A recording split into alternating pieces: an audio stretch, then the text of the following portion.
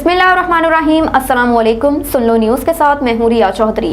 Bulletin में शामिल करते हैं आज की अहम खबरें। कौमी सलामती कमेटी का इजलास जारी। अस्करी हुकाम के सिक्योरिटी सूरत हाल पर ब्रीफिंग। दहशतगर्दी की हालिया लहर और मौशत की दरगर्दों सूरत हाल पर कौमी सलामती कमेटी का अहम इजलास। कौमी सलामती कमेटी का इजलास वज़ीर आज़म शहबाज शरीफ की ज़ेर सदारत वज़ीर आज़म हाउस में हुआ, जिसमें मुसल्लह फ़ौज के सरबराहान और वफाकी वज़ीर भी शरीक हुए। इजलास में वज़ीर ख़ारजा बिलावल भुट्टो ज़रदारी, वज़ीर दाखिला राना सनाउल्लाह, वज़ीर ख़जाना इसहाक़ डार, वज़ीर दिफ़ा ख्वाजा आसिफ और army chief general Asim Munir वज़ीर आज़म भी शरीक हुए। अस्करी हुकाम की जानिब से कौमी सलामती कमेटी को मुल्क की मजमूई सूरत हाल पर ब्रीफिंग दी गई, जबकि इजलास में दहशतगर्दी की हालिया लहर में शहीद होने वालों के लिए दुआए मग़फ़िरत भी की गई।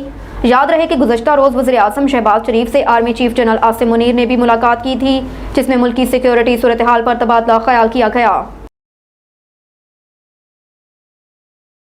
पीबीसी ने दरामदी ईंधन का इस्तेमाल कम और हफ्ते में 3 दिन घर से काम की तजवीज़ दे दी। कराची में पाकिस्तान बिजनेस कौंसिल ने फौरी तौर पर दरामदी ईंधन का इस्तेमाल कम करने और हफ्ते में 3 रोज़ घर से काम करने की तजवीज़ दी है। पाकिस्तान बिजनेस कौंसिल की जानिब से जारी बयान में कहा गया कि पाकिस्तान को फौरी दरामदी ईंधन का इस्तेमाल कम करना होगा। इंटरनेशनल एजेंसी के 10 नकात पर OECD ममालिक अमल कर रहे हैं, लिहाजा पाकिस्तान को भी इन नकात पर अमल करना चाहिए। पाकिस्तान बिजनेस कौंसिल ने तजवीज़ दी है कि जहां मुमकिन हो वहां हफ्ते में 3 दिन घर से काम करना चाहिए।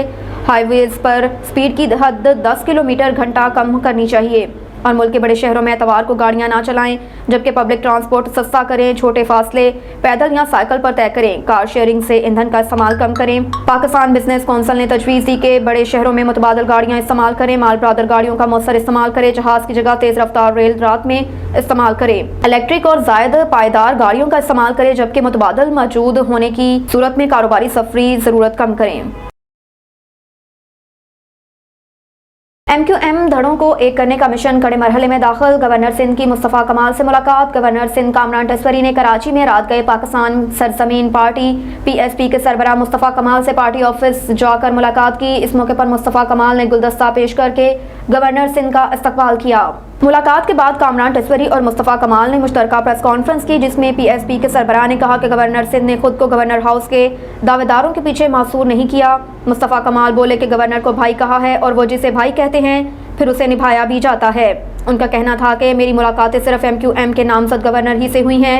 MQM रहनुमाओं से खलूत या जलूत में मुलाकातें नहीं हुई। दूसरी जानिब गवर्नर सिंध ने कहा कि इस्तकबाल पर पाक सरजमीन पार्टी के कारकुनान का शुक्रिया अदा करता हूँ। मुस्तफ़ा कमाल भाई और अनीस कायम खानी भाई की क़यादत में PSP शहर के मसाइल पर आवाज़ उठा रही है। कामरान टस्वरी का कहना है कि PSP क़यादत दिल से चाहती है कि मुल्क में अच्छा निज़ाम इंसाफ के साथ कायम हो।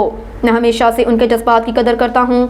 कराची सबका दोस्त है। बड़े अरसे से मुझे इस शहर का कोई दोस्त नज़र नहीं आया, कोई मसीहा नज़र नहीं आया। हमें खुद मसाइल को हल करना पड़ेगा।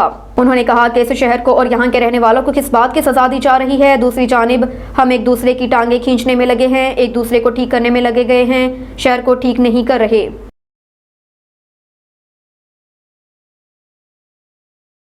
गवर्नर KP ने हेलीकॉप्टर के इस्तेमाल से मुतल्लिक बिल पर इख्तलाफी नोट के साथ दस्तखत कर दिए। गवर्नर खैबर पख्तूनख्वा गुलाम अली का कहना है कि बिल पर दस्तखत कर दिए हैं, लेकिन इख्तलाफी नोट भी लिखा है। इख्तलाफी नोट लिखा है कि ये फाइनेंस बिल नहीं है। हाजी गुलाम अली ने लिखा कि जो लोग उससे मुतासिर हो रहे हैं वो अदालत जाएंगे, सही फैसला आएगा। ख्याल रहे कि सूबाई असम्बली ने हेलीकॉप्टर के इस्तेमाल से मुतल्लिक बिल मंजूरी के बाद गवर्नर को दस्तखत के लिए भेजा था। गवर्नर KP ने दस्तखत किए बगैर बिल पर एतराज़ात लगाकर वापस स्पीकर खैबर पख्तूनख्वा असम्बली को भेज दिया था।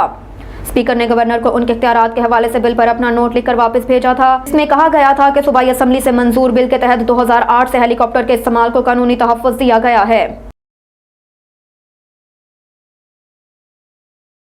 और इधर रावलपिंडी में रोटी और नान की कीमतें बढ़ा दी गई। पतेरी सुर्ख रोटी 15 रुपए, खमीरी सफ़ेद रोटी 25 रुपए, नान 30 रुपए, पराठा और रोकनी नान की कीमत बढ़ाकर 50 रुपए कर दी गई, जबकि चाय का फी कप कीमत भी 50 रुपए मुकर्रर कर दिया गया। सदर नान बाई एसोसिएशन शफी कुरैशी के मुताबिक सुर्ख आटा बोरी 10,000 रुपए और मैदा फाइन आटा बोरी 11,000 रुपए का हो गया। शफी कुरैशी का कहना है कि महंगा आटा और मैदा खरीद कर सस्ती रोटी और नान नहीं दे सकते। रोटी और नान कीमतों में इजाफा आज जुमे से लागू होगा।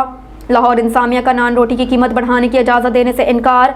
ज़राए के मुताबिक नान बाई एसोसिएशन ने नान और रोटी की कीमत में इजाफे के लिए दरख्वास्त दी थी। तंदूर मालकान नान की कीमत 35 रुपए और रोटी की कीमत 25 रुपए मुकर्रर करना चाहते थे।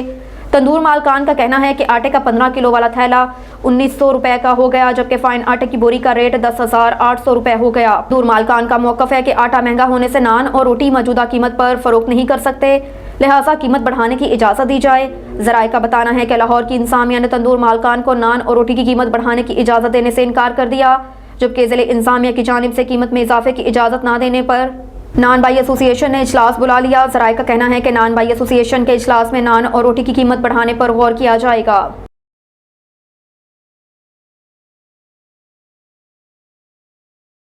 अब तक के लिए इतना ही। देखते रहिए सुन लो न्यूज़।